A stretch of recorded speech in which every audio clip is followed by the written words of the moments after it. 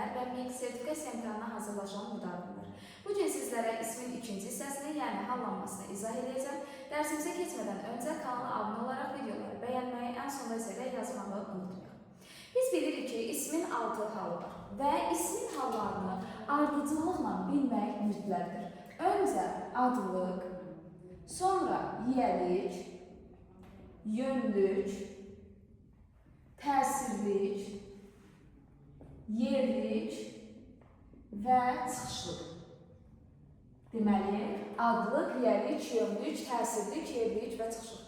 Halların ardıcıllığını bilmək niyə şərtdir? Çünki topluluqda bizim 2 dənə sualımız var. Orada buraxılmış halları bərpa etmək lazımdır və həmin halları halların ardıcıllığına görə bərpa etmək lazımdır. Yəni, siz halların ardıcıllığını bilməlisiniz ki, orada da buraxılmış halları ardıcıllıqla müəyyən edə biləsiniz. İlk öncə başlayaq ismin adlı halına. Adlı hal ismin ilkin formasıdır. Yəni, lüğətlərdə isimlər adlı halda verilir.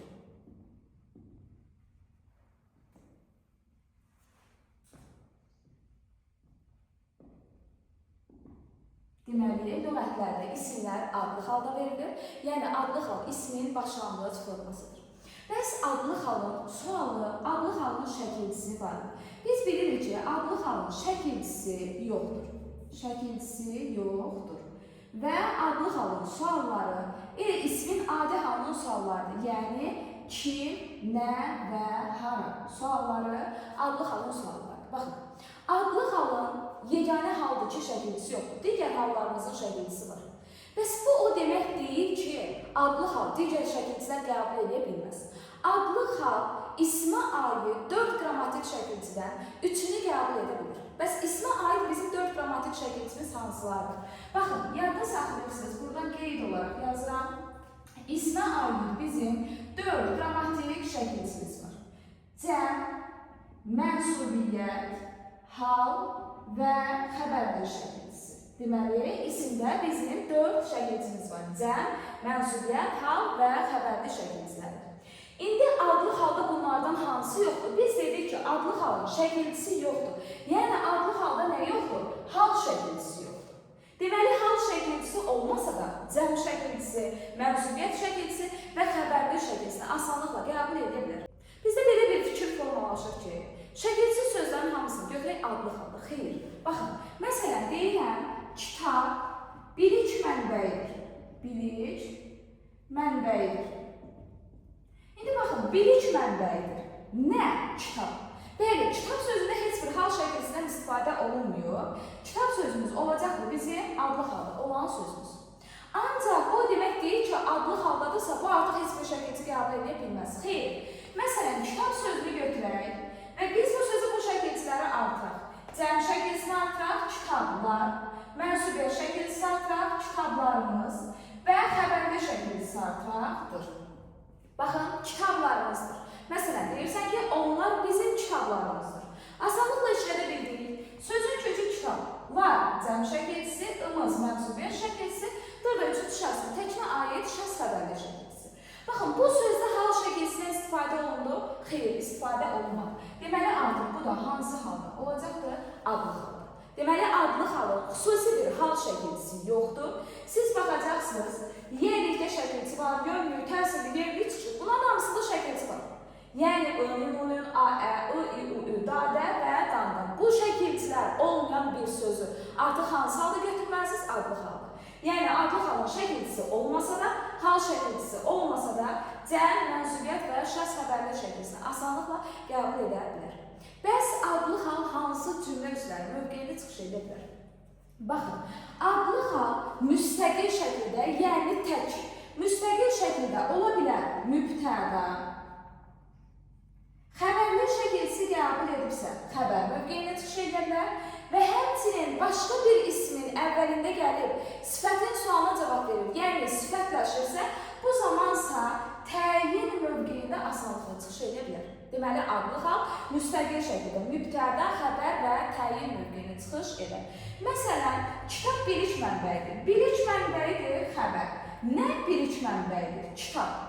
Mübtədanın sualları elə adlı halın suallarıdır mı? Kim, nə, hara? Deməli, kim, nə, hara sualına cavab verib, tək şəkildə bu zaman olacaq da mübtəda. mübtəda mövqeyində. Daha sonra xəbərli şəkilsi qəbul edərsə, baxın kitablarımızdır. Sözündə şəxs xəbərli şəkilsi qəbul edin. Burada artıq nə olacaq? Xəbər mövqeyində çıxış edəcək. Təyin mövqeyində çıxış etməsi bir ismin sifətləşdiyi halda olur. Məsələn, deyirsən ki, atası ona qızıl üzük aldı. Üzük aldı. Nə etdi? Aldı xəbər. Kim aldı? Atası. Kimə aldı? Ona. Atası ona nə aldı? Üzük. Nəyi aldı? Üzüyü. Qeyri-müəyyən vasitəsiz tamamlıq olacaq. Bəs atası ona necə üzüyü aldı? Qızıl üzüyü aldı. Baxın, qızıl sözü attributiv ismidir. Düzdür? Yəni bir metalın adını bildirir. Başqa bir ismin, yəni üzük isminin əvvəlində gəldi və artıq sifətin sualına cavab verir. Deməli, burada isim sifətin xüsusiyyətini daşıyır. Baxın, bu halda qızıl sözündə hansı hal şəkilsindən istifadə olunub mu? Xeyr. Yəni, hansı hal olacaq? Adlı hal. Və nə oldu? Təyin mövqeyində çıxış etdi. Deməli, müstəqil şəkildə olacaqdır mübtəda, xəbər və təyin mövqeyində. Bəs başqa cümlə üzvləri mövqeyində çıxış edə bilər. Bəli, əgər adlı halda olan bir söz plus qoşmadan istifadə olunarsa, bu zaman tamamlıq mövqeyində çıxış edə bilər və həmçinin də zərflik mövqeyində çıxış edə bilər. Məsələn, deyirəm ki, uşaq kimi çalışqandır. Necədir? Çalışqandır xəbər. Necə cür çalışqandır? Uşaq kimi. Uşaq sözündə heç bir hal şəkilsindən istifadə olunmuyor. Plus kimi qoşmasından istifadə etdi, zərflik mövqeyində çıxış etdi. Tamamlıq mövqeyində çıxış etməsi, məsələn, atam ilə bazara getdik. Nə etdik? Getdik. Haraya getdik? Bazara. Yer zərfliyi. Bəs bazara kim ilə getdik? Atam ilə. Kim ilə? Bazara tamamlıq saldı. Sözün kökü atadır, bu mənsubiyyət şəkilsidir, yenə heç bir hal şəkilsindən istifadə olunmadı, tamamlıq mövqeyində çıxış etdi. Deməli, bu olur bizim adlı halımız. Bir müstəqil şəkildə hansı cümləçilər olur, daha sonra qoşmalarla işləməkdə hansı cümləçilər olur və həmçinin adlı hal hansı şəkilçiləri qəbul edə bilər, bu məqamları bilirsiniz. Geridə qalır sizin qeyri-müəyyən hallarla fərqləndirmək xüsusiyyətləriniz ki, bunu gəlik və təsirli hal keçdikdən sonra tamamilə öyrənəcəksiniz. Bu oldu bizim adlı halımız. Hə, bir də unutmadan onu da qeyd edeyim. Adlı hal xitab mövqeyində də çıxış edir. Yəni, necə ki mübtəda ismin adlı halında olur, xitab da olur ismin adlı halında. Deyirsən ki, Elxan evə gəlir. Elxan cümlədə müraciət olunan şəxsi bildirir və heç bir hal şəkilsindən istifadə olunmuyor, heç bir hal şəkilsindən bərpa edə bilmirik, olacaq da adlı halda. Daha sonra ismin yiyəlik halı. Yiyəlik hal sahiblik, yiyəlik məzmunu bildirir. Sahiblik, yiyəlik məzmunu bildirir. Və yiyəlik hal iki cür olur. Var müəyyən yiyəlik hal və qeyri-müəyyən yiyəlik hal. Müəyyən yiyəlik halda sahiblik, yiyəlik məzmunu dəqiq şəkildə, konkret şəkildə ifadə olunur. Qeyri-müəyyən yiyəlik halda isə ümumi şəkildə ifadə olunur, yəni ümumilik bildirir. Yiyəlik halın şəkilçisi ön-ününün, sualları isə kimin, nəyin və hara. Deməli, yiyəlik halın şəkilçisi ön-ününün, sualları kimin, nəyin, hara. İndi baxın, çox diqqətli olmaq lazımdır. Ön-ününün şəkilçisini isimdə biz iki yerdə keçirik, qrammatik şəkilçi olaraq. Bu şəkilçi həm mənsubiyyət şəkilçisi kimi var, həmçinin də hal şəkilçisi var. Hər ikisində kimin, nəyin, haranın sualına təbii ki, cavab verə bilər. Baxın, və siz necə fərqləndirəcəksiniz ki, bu yiyəlik halın şəkilçisidir, yoxsa mənsubiyyət şəkilçisidir? İlk öncə bunu bilməlisiniz. Biz bilirik ki, mənsubiyyəti necə tapırdıq? Şəxs əvəzliklərinin yiyəlik halı vəziyyətini deyirdik və yaxud da qarşısına öz təyin əvəzliyini işlədik. Əgər ön-ününün şəkilçisi olan sözün qarşısından öz əvəzini işlədə bilsəz, mənsubiyyət şəkilçisidir. Yox, əgər öz əvəzini işlədə bilmirsinizsə, bu zaman mütləq və mütləq hal şəkilçisi olacaq. Məsələn, nümunə olaraq deyirəm, sənin kitabın. Bir də var, deyirəm, kitabın üzü. Baxın, sənin kitabında, kitabın sözündən əvvəl öz işlədəcəm. Sənin Deməli, buradakı ın-ın şəkilsi nə olacaq? Bu olacaqdır mənsubiyyət şəkilsi. Baxın, başqa hər hansısa bir şəkilsindən istifadə olunur? Xeyr. Sözün kökü kitab idi, ın da oldu bizim mənsubiyyət şəkilsimiz. Başqa heç bir hal şəkilsi yoxsa artıq bu söz bizim hansı halımız olacaq? Adlı halda olacaq. Ancaq kitabın üzü qarşısına öz işləri, öz kitabın üzü. Belə birləşmə olur, xeyr, məna bağlılığı olmadı. Öz işlərə bilməliysə, deməli, buradakı kitabın sözündəki ın şəkilsi artıq nədir?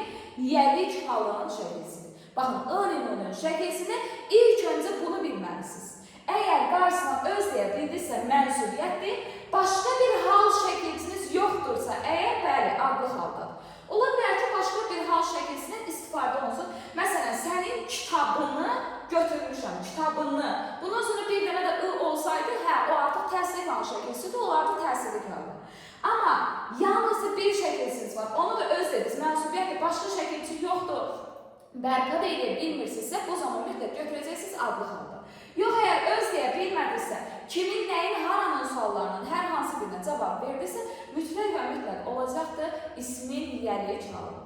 Digərləri, məsələn, leksik şəkilçi olaraq var, qrammatik şəkilçi olaraq feildə yenə mövcuddur. Məsələn, əkin başladı. Başladı. Baxın, başladı. Nə başladı? Əkin. Burada əkin sözündəki in şəkilsi heç sualda özünü göstərmədi. Yəni, bu necə şəkilcidir? Əkmən feilindən əkin ismi formalaşır. Yəni, yəlik halının sualına cavab vermədi. Çaşmayacaqsınız. Məsələn, burada kitabın üzü, nəyin üzü? Nəyin sualına cavab verdi? Sənin kitabın, sənin nəyin kitabın? Yenə nəyin sualına cavab verir. Amma artıq burada o suala cavab vermir. Yəni, siz sadəcə nəyin sualına cavab verdikdə çaşa bilərsiniz. Daha sonra feildən feil düzəldən leksik şəkilci kimdə var? Məsələn, demək feilindən deyin, mək feilini formalaşdırır. Sözün kökü de, yığ, bitişdirici, in şəkilcisi leksik. Deyilmək, nə etmək? Feilin sualına cavab ver, yenə in şəkilcisi sualda özünü göstərmir, leksikdir. Və yaxud desəm ki, taxılı bitin. Baxın, bitin. Sözün kökü bitmək. İndi taxılı nə edin? Bitin. Baxın, sualda özünü göstərdi, qrammatikdir. Amma nədə özünü göstərir? Feildə. Yəni, artıq feil artırılıb, feildə şərt sonludur. Bu olur sizin ın-ın şəkilçinizi fərqləndirməyiniz. Bəs indi müəyyən yəlik halda qeyri-müəyyən yəlik halını necə fərqləndirir? Baxın, müəyyən yəlik halda bizim şəkilçimiz var. Qeyri-müəyyən yəlik halda şəkilçimiz yoxdur.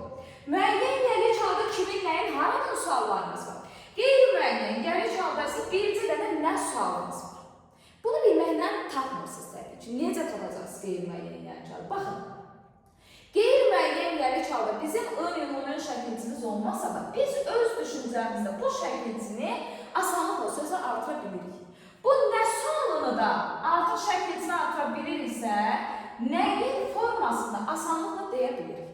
Əgər alınırsa qeyri-müəyyən yəlik halda. Yox, gözünüzlə görürsünüzsə, bu zaman təbii ki, müəyyən yəlik halda. Məsələn, deyirəm, dağ havası.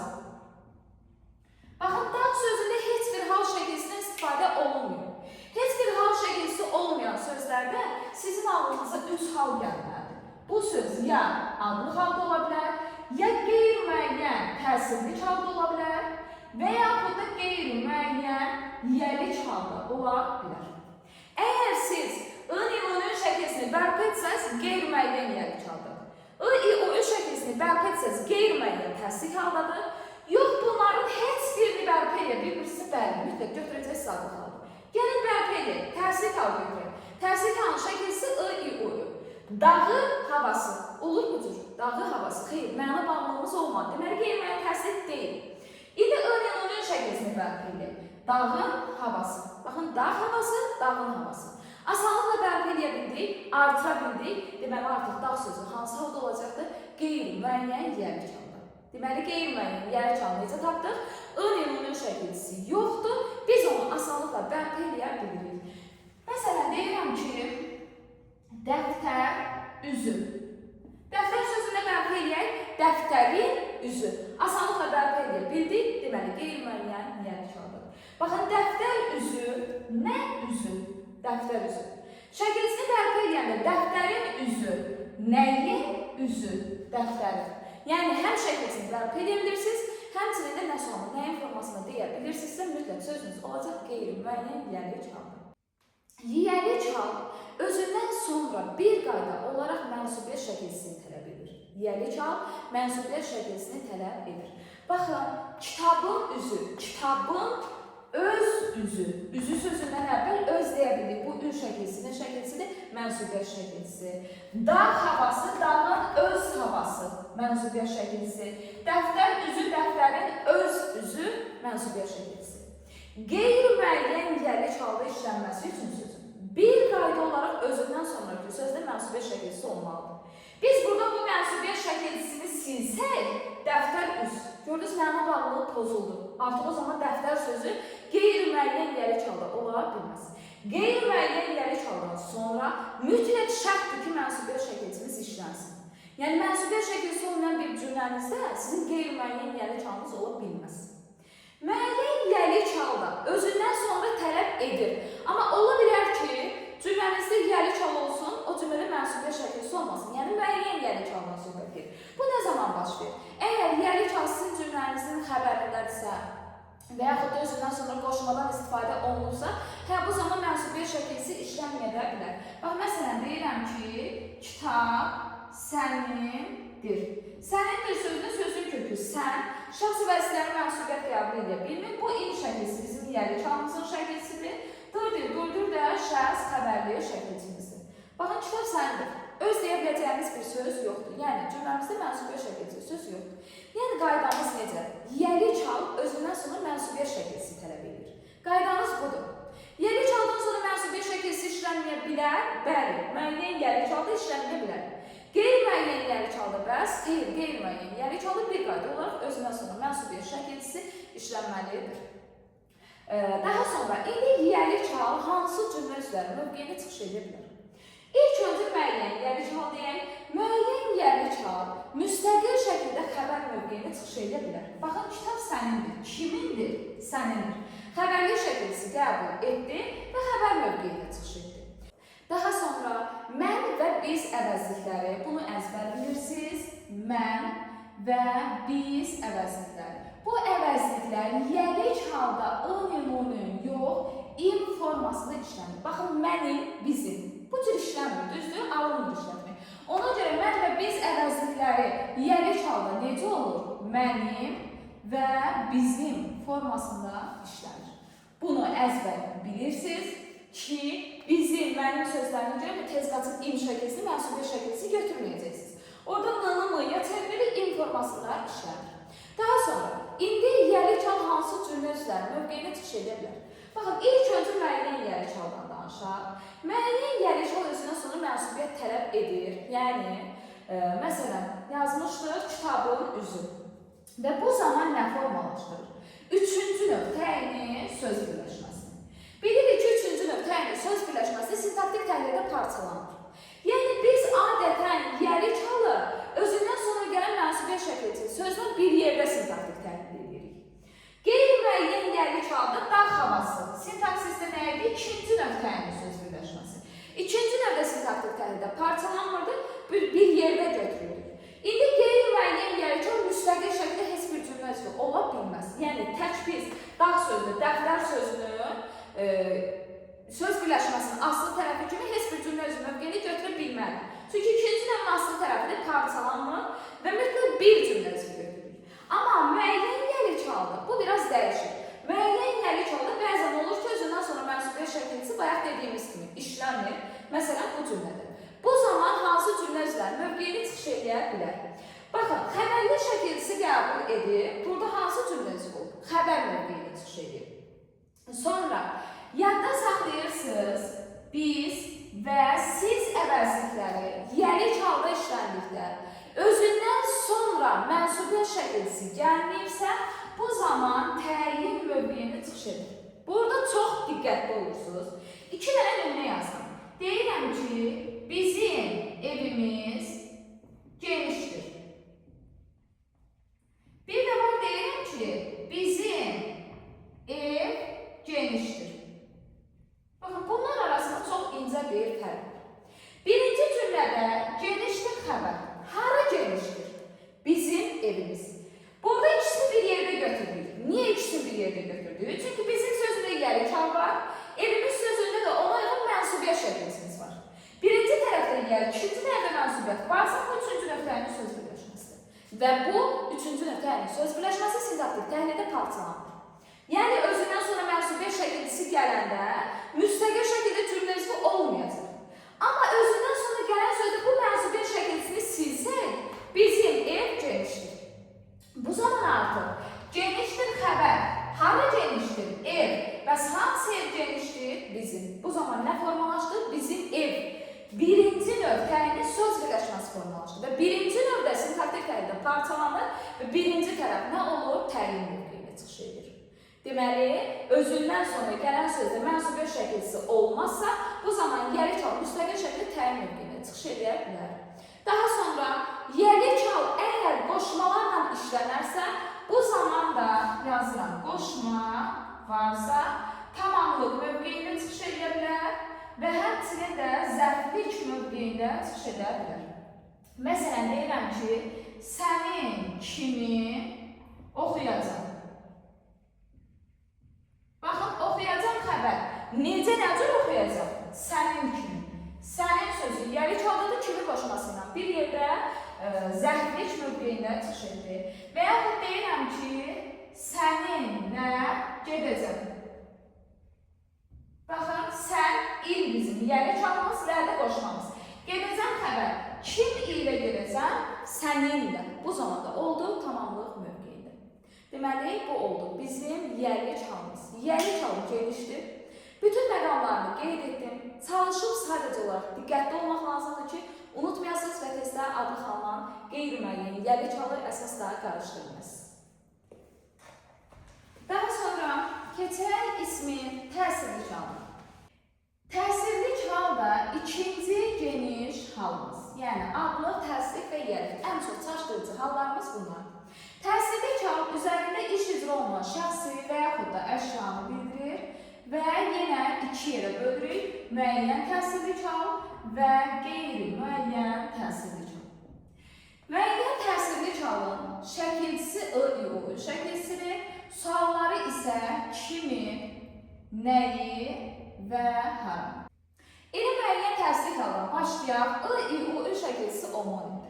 Mənsubiyyət şəkilçisi olduqda da biz bu sualları verə bilərik. Hal şəkilçisi olduqda da bu sualları verə bilərik. Ayrı-ayrı cümlə daxilində adətən düzgün sual verdikdə, mənsubiyyət olanda elə nə formasında sual veririk. Amma bəzən olur ki, indi qarışdırırıq, müstəqil şəkildə sual veririk, gəlir ikisinə də eyni sual veririk və alınır. Diqqətli olmaq lazımdır. Yenə mənsubiyyət şəkilçisi kimi var, hal şəkilçisi kimi var. Əgər öz deyə bildirsə sözün qarşısına mənsubiyyətdir, öz deyə bilmədirsə, bu zaman olacaq da hal şəkilçisi. Məsələn, deyirəm, onun qələmi. Bir də var, deyirəm, qələmi gətir. İndi onun nəyi qələmi, nəyi sualına cavab verdik, qələmi gətir, nəyi gətir. Yenə nəyi sualına cavab verdik. İndi onun öz qələmi. Öz deyə bildik, onun öz qələmi alındı. Deməli, bu il şəkilçisi mənsubiyyət şəkilçisi. Başqa bir şəkilçimiz olmadığı üçün oldu adlı halda. Başqa hal şəkilçisi olsaydı həmin halda deyərik. Amma heç bir şəkilçi yoxdur, götürərik adlı halda. Qələmi gətir. Nəyi gətir? Qələmi. Deyə bilərik, öz qələmi gətir. Xeyr, burada artıq öz işlədə bilmədik. Deməli, burada nə olacaq? Təsirli. Həmçinin leksik şəkilçilər olaraq da mövcuddur. Məsələn, deyirəm, çəkmək feilindən çəki ismini. Baxın, sual verin. Nə çəki? Sözün kökü çəkdir. İl şəkilçisi sualda özünü göstərmirsə, necə şəkilçidir? Leksik şəkilçidir. Və yaxud məsələn, bənövşəyi. Bənövşəyi sözündə sözün kökü bənövşə, bənövşəyi necə? Burada nə formalaşdı? Sifət formalaşdı. Və yaxud məsələn, yavaşımaq. Yavaşımaq sözündə sözün kökü yavaş, müqaviməlik məsələ şəkilçisidir, qrammatik. Nə etmək? Yavaşlamaq. Burada nə düzəltdi? Yavaşdan yavaşlamaq feilini formalaşdırdı. Yenə nədir? Təbii ki, leksik şəkilçi. Yəni, leksik şəkilçi olaq ümumiyyətlə sualda özünü göstərmir. Siz soruşa bilərsiniz qrammatikdə. Öz deyə bilirsə mənsubiyyətdir. Başqa şəkilçiniz də yoxdursa, hal şəkilçiniz yoxdursa, təbii ki, olacaq adlı haldır. Yox, əgər sualda özünü göstərir, yəni nəyi sualına cavab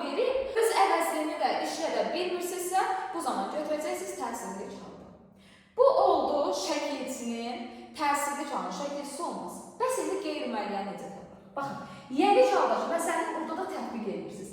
I-o-ü şəkilcisi yenə yoxdur, amma siz bu şəkilcisi bərpa edə bilirsiniz. Qeyri-müəyyən təsir qanunu sualı nədir? Amma şəkilcisini bərpa ediriksə bu sualı da nəyi formasında işlədə biləcək?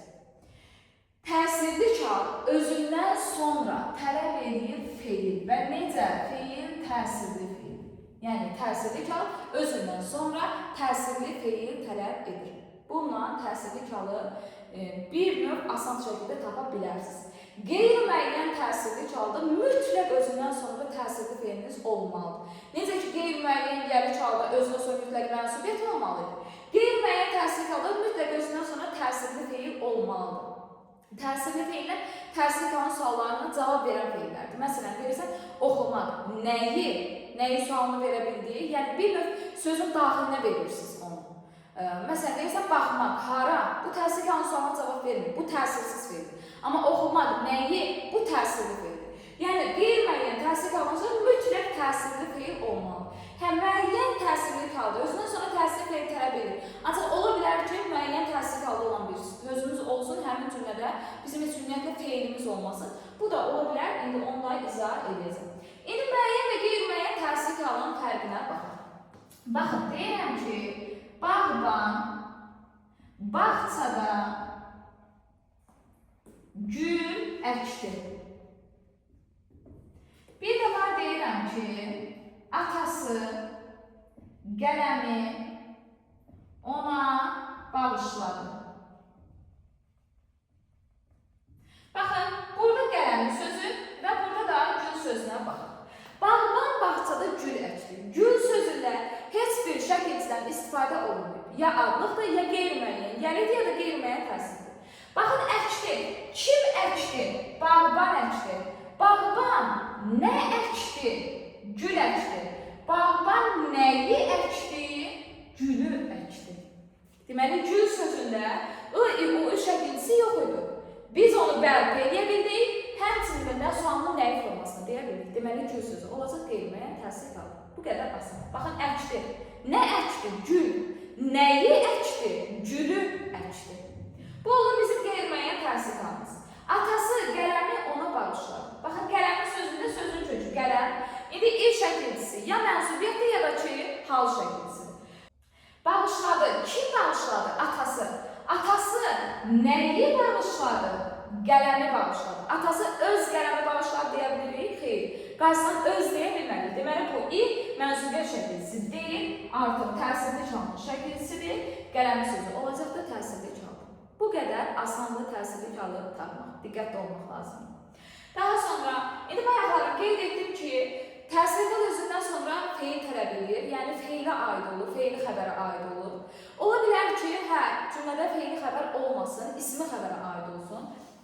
Məsələn, deyirəm ki, uğurlarımı sənə borcluyam. Baxın, bu cümlədə feil var, xeyr. Uğur isimdir, sən əvəzlikdir, borclu, bu da sifətdir. İndi borcluyam xəbər. Kimə borcluyam? Sənə. Sənə nəyi borcluyam? Uğurlarımı. Uğurlarımı sözündə sözün kökü uğur. Lar cəm şəkilcisi, mənim öz uğurlarım.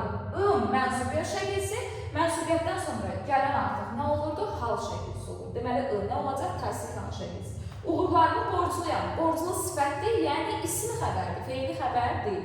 Burada təsirli kal aid olduğu ismi xəbərə. Yəni, ola bilər ki, cümlənizdə feil olmasın. Bunu da yadda saxlayırsınız. Amma qaydamız necədir? Təsirli kal feili xəbərə aid olur, yəni özünə sonra adətən feil gəlməsini tələb edir. Daha sonra, təsirli kal ismin yeganə halıdır ki, təsirli kaldan sonra biz şəxs xəbərli şəkilsini artıra bilmirik. Əgər bir sözə şəxs xəbərli şəkilsini artıra bilmiriksə, bu deməkdir ki, həmin söz xəbər mövqeyinə çıxış etmir. Yəni, təsirli kal ismin yeganə halıdır ki, əsla xəbər mövqeyinə çıxış edə bilməz. Və təsirli kal xəbər mövqeyinə çıxış etmir, yəni ismə aid 4 qrammatik şəkilcisidən maksimum neçəsini qəbul edə bilər? 3-ünü qəbul edə bilər. Yəni, cəm, mənsubiyyət və hal şəkilcisini qəbul edir. Artıq İsmail 4 qrammatik şəkilçinin 4-ünü qəbul edə bilməyən hallar hansılar oldu? Birinci qeyd etdik adlı halı ki, hal şəkilçisi yoxdur. İkinci qeyd edirik tərsirlik halı ki, tərsirlik halı da xəbərlik şəkilçisi yoxdur. Tərsirlik hal bəs hansı cümlə üzvləri olar demək. Tərsirlik hal deyəndə bizim ağlımıza gəlir tamamlıq. Yəni tərsirlik hal tamamlıq mövqeyində çıxış edir. Müəyyən tərsirlik hal müəyyən vasitəsiz tamamlıq olur. Qeyri-müəyyən tərsirlik hal isə qeyri-müəyyən vasitəsiz tamamlıq mövqeyində çıxış edir. Yəni əkli xəbər, kim əkli bağban, hara əkli bağçada, nə əkli gün qeyri-müəyyən tərsirlik haldır, olacaq da qeyri-müəyyən vasitəsiz tamamlıq. Burada isə bağışladı, nəyi bağışladı? Qələmi. Olacaq da müəyyən vasitəsiz tamamlıq.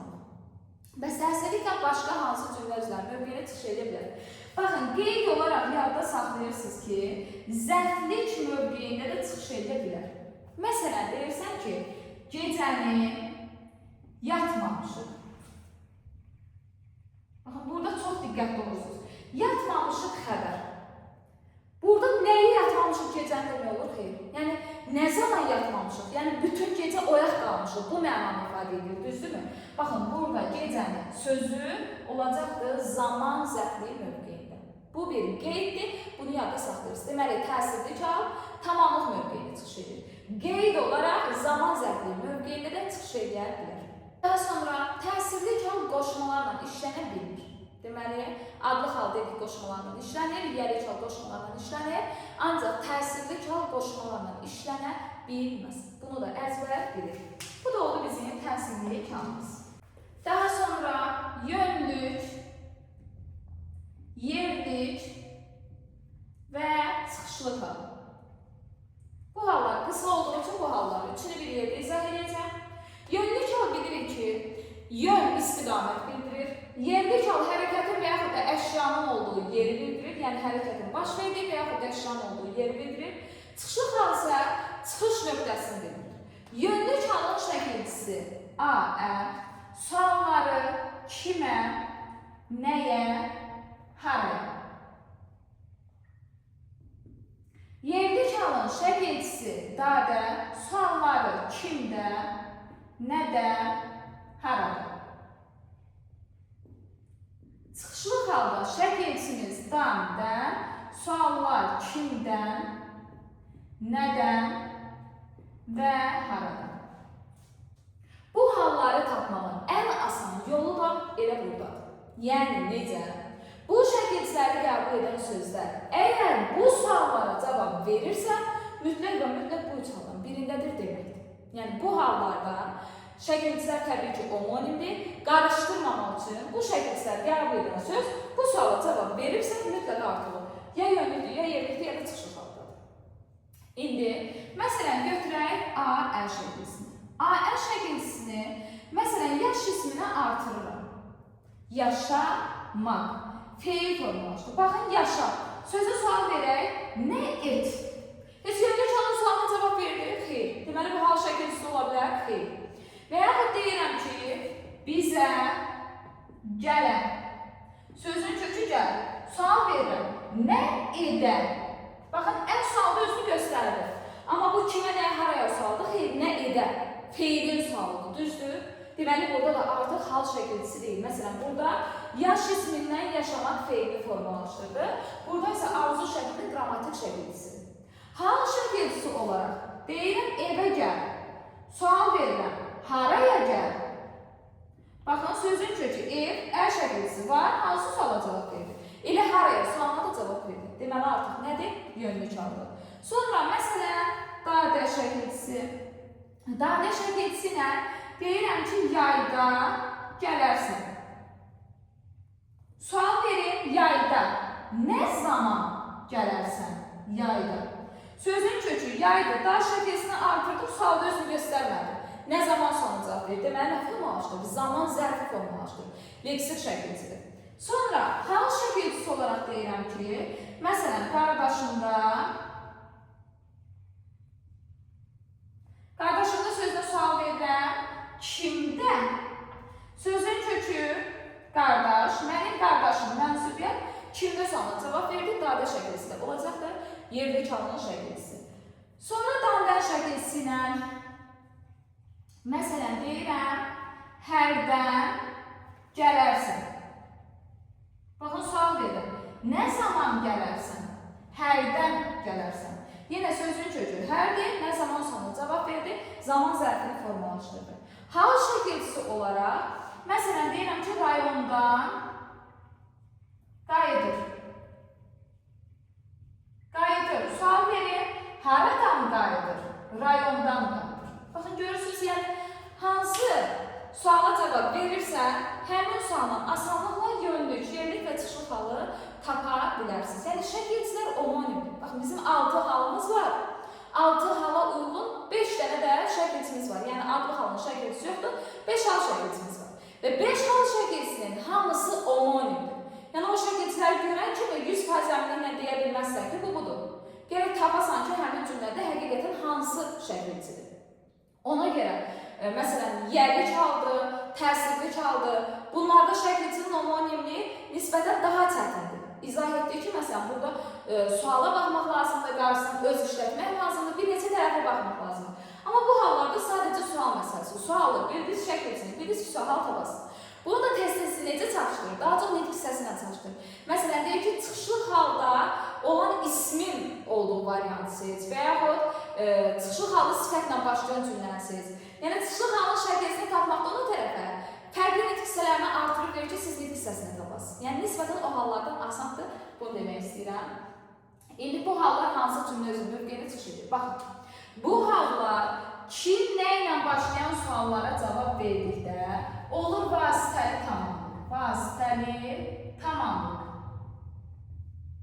Sonra, hara ilə başlayan suallara cavab verdikdə isə olur yer zərfli. Deməli, kimə, nəyə, kimdə, nədə, kimdən, nədən. Bu suallara cavab verdikdə üçü də olur vasitəli tamamlıq. Hara ilə başlayan suallara cavab verdikdə isə olur yer zərfli. Baxın, məsələn, deyirəm ki, qardaşıma xəbər etdim. Nə etdim? Xəbər etdim. Kimə? Qardaşıma. Kimə sualı verdik? Götürərik tamamlıq. Desəm ki, evinə yola saldıq. Nə etdik? Yola saldıq. Haraya yola saldıq? Evinə. Burada isə haraya sualına cavab verdik. Yer zərfli mövqeyində götürdük. Daha sonra bu hallar xəbərli şəkilçisi qəbul edərsə, bu zamanda ismi xəbər mövqeyini çıxış edər. Məsələn, deyirəm, yönümüz Bakıyadır. Bakıyadır sözündə sözün kökü Bakı, A-ə yönlük halın şəkilçisi şəxs xəbərli şəkilçisi qəbul edir. Harayadır? Bakıyadır. Nə? Yönümüz. Olduğu xəbər mövqeyini. Sonra, bu hallardan yerlik halı çıxmaq şərti ilə, yəni yönlük və çıxışlı hallarımız qoşmalarla işlənə bilir. Məsələn, deyirəm, evə tərəf. Tərəf qoşmasından işlətdik. Sonra çıxışlı halda deyirəm, səndən sonra. Yəni, bizim iki dənə halımız qoşmayla işlənir. Bir təsirlik haldır, bir də yerlik haldır. Geridə qalan halların hamısında qoşma məsələsini dedik. Sonra bu hallarla bağlı, məsələn, götürük yönlük halı. Sonu A-ə ilə bitən sözlərə yönlük halın şəkilçisini artırdıqda söz kökündə açıq saytımız çevrilir qapalı saytı. Yəni, məsələn, baba sözü A ilə bitir. Biz bu sözə A-ə şəkilçisini artırdıqda yazılış necədir? Baba ya, bu cür. Ancaq tələffüzdə də baş verəcəkdir. Söz kökündəki ikinci saytımız qapalı saytı çevriləcək. Yəni, olur babı ya. Nəbəyə, nəniyə və s. Deməli, sonu A-ə ilə bitən sözlərə yenidən A-ə şəkilçisini artırdıqda söz kökündəki açıq saytımız çevrilir qapalı saytı. Çıxışlı halda damdan şəkilçisi əgər sözün sonunu və n samitləri ilə bitirsə, biz çıxışlı hal şəkilçisini artıranda çıxışlı halın şəkilçisi mən formasında tələffüz olunur. Baxın, məsələn, səndən tələffüz zamanı olacaq səndən. Burada da çox diqqətli olursunuz. Yönlük halda şəkilçi olduğu kimi qalır, söz kökündə dəyişilməyə səbəb olur. Çıxışlı halda isə birbaşa nə dəyişir? Şəkilçinin özü dəyişir. Yəni, yönlük hal şəkilçi fərqli tələffüz olunur desə səhvdir. Yönlü çal şəkilçisi olduğu kimi tələffüz olunur. Sadəcə söz fərqli tələffüz olunur. Yəni sözün kökündə dəyişilməyə səbəb olur. Amma çıxışlı halın şəkilçisinin sırf özü fərqli tələffüz oluna bilər. Bu da bir məqamımız. Sonra yerli çalla bağlı bir məqamda deyək, yerli çal kimdə, nədə sualına cavab verdikdə tamamlıq oldu. Harada sualına cavab verdikdə yer zərfliyi oldu, xəbərdə şəkilçisi qəbul etdikdə isə xəbər mövqeyində çıxış etdi. Ancaq bəzən zərflik mövqeyində çıxış edə bilər. Baxın, məsələn deyirəm ki, tənəffüsdə qaçışırdılar. Baxın, biz deyə bilmirik ki, nədə qaçışırdılar, harada qaçışırdılar. Bunu deyə bilmirik. Qaçışırdılar xəbər.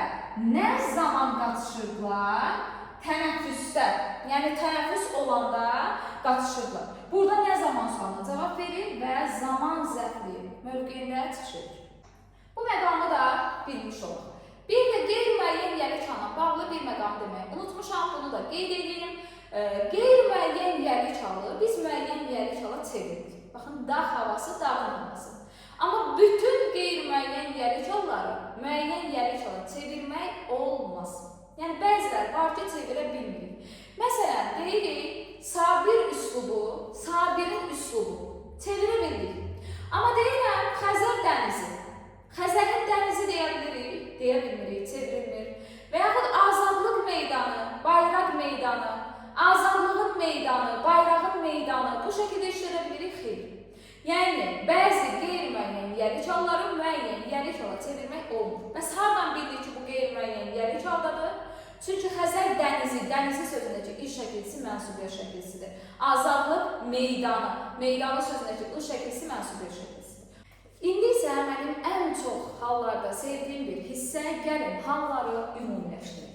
Halların hamısını ardıcıl olaraq yazıram. Adlıq, yiyəlik, yönlük, təsirlik, yerlik və çıxışlıq. Ardıcıl olaraq bizim 6 halımız. İndi əsas qeydlərimiz bizim. Adlıq halla bağlı biz əsas nə dedik? Adlıq halda hal şəkilçisi yoxdur. Yoxdur. Deməli, bizim 6 halımızda neçə şəkilçi var? 5 şəkilçi. Baxın, topluluqda belə bir sual var. 6 hal şəkilçisinin hamısı qrammatikdir. Bu səhvdir. Niyə? Çünki bizim 6 hal şəkilçimiz yox. Necə hal şəkilçimiz var? 5 hal şəkilçimiz var. Baxın, biri var deyir, hal şəkilçilərin hamısı qrammatikdir. Bəli, 5 hal şəkilçimiz var, hamısı da qrammatikdir. Amma sırf desək ki, 6 hal şəkilçisinin hamısı qrammatikdir. 6 hal şəkilçisi yoxdur axı, 5 hal şəkilçisi yazmalıdır. Amma ümumilikdə sizə deyir ki, hal şəkilçilər qrammatikdir, bəli, hal şəkilçilərimiz qrammatikdir.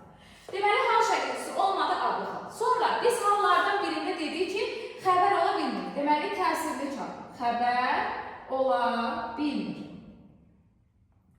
Hallardan ikisi qeyri-müəyyənlik bildirir. Hansılardır? Yerli çal və təsirli çal. Qeyri-müəyyən ola bilir. Sonra, hallardan ikisi ismə aid 4 qrammatik şəkilçisini qəbul etmədi. Hansılar idi? Bir təsirli çal, bir də adlı hal. 4 qrammatik şəkilçisini eyni anda qəbul etmir. Yəni, biz adlı haldan hal şəkilçisini çıxmışdıq, təsirli halda isə xəbərli şəkilçisini çıxdıq. Daha sonra, hallardan ikisi qoşmalarla işlənə bilmir. Təsirli çal və yerli çal qoşmalarla işlənə bilmir. Və hallardan ikisi bir-birinin əksini bildirir. Yönlü çal və çıxışlı hal.